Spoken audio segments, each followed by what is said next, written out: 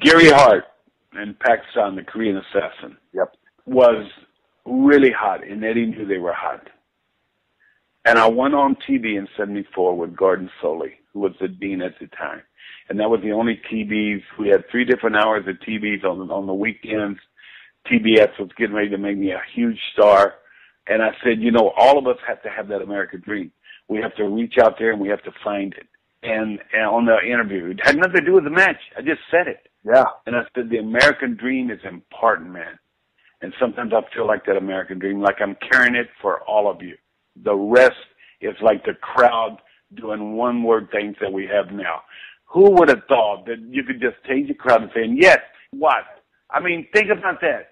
So back then, it was just something that they picked it up.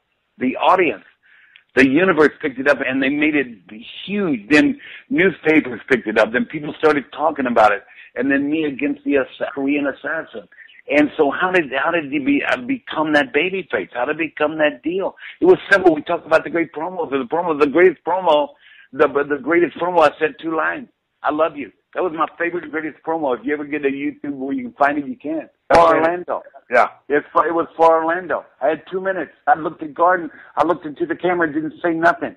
And Orlando had turned me babyface the week before, and it was me and the assassin there. Everybody knew where I was. Until they already told them.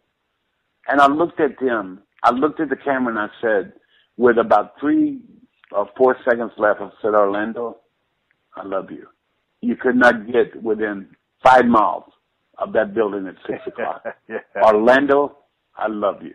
And they took me to the dance, and by God, I'm going to leave with them. Before we wrap up, and I want to have you back on the show to talk about so much more. We covered a lot of ground just in general conversation. Mm-hmm. But where did you start, Dusty? That was in New York City?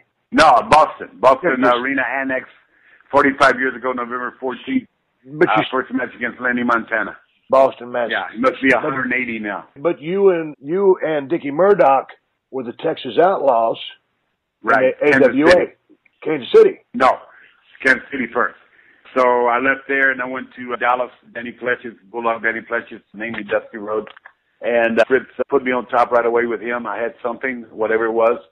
The spoiler was there, and Gary Hart and the Army and all that. Right. Great era. Wouldn't have traded that, but I went on then because back then you could go to 28 different territories. So I went to Kansas City, said you need some seasoning, Fritz said. And I went there to Kansas City, and all the offices back in them days were in the old hotels downtown. The Rundown Hotel, still to this day, you get your tickets for the Garden in the Rundown Hotel where Arnie Skolin was, God rest his soul. So the bottom line was, you go into a hotel, I'm sitting in one room, I hear this voice in the other room, and there's a big blonde guy that I remember from the time I went to the matches with Frank Goodish, who became Bruiser Brody. Me and Frank would go get save our money, bail hay during the week from school, during the off-season football at West Texas. And we seen this guy always at ringside with this bleached blonde hair, and it was Dick Murdoch. We didn't know who he was. And I looked in the other room, and there he was. Bob Geiger walks in and said, listen, I'm going to make you 2 guys a tag team. This is Dick Murdoch. This is Dusty Rhodes. We shook hands, and the rest is history. Love Affair was born. What would you say